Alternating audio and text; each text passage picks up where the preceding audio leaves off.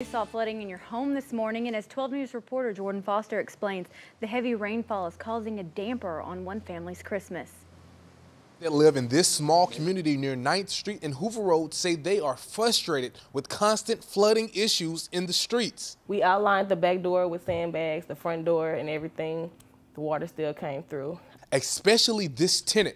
She wanted to remain anonymous but says her house has already flooded 4 times in the 7 months she's lived there. I called my landlord plenty of times. The only thing they come out and do is they came and they did a drainage system in the backyard.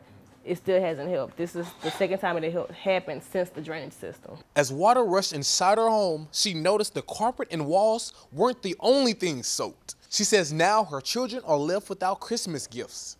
So the first thing I did, I just jumped up out of bed and came in here and started picking up things. And now she must replace those gifts. I asked them, like, some of my presents are messed up. Like, could y'all refund me my money? They were like, that's what renter insurance is for. Renter insurance is going to pay for presents like that. She says she's fed up and hopes this time her concerns are heard.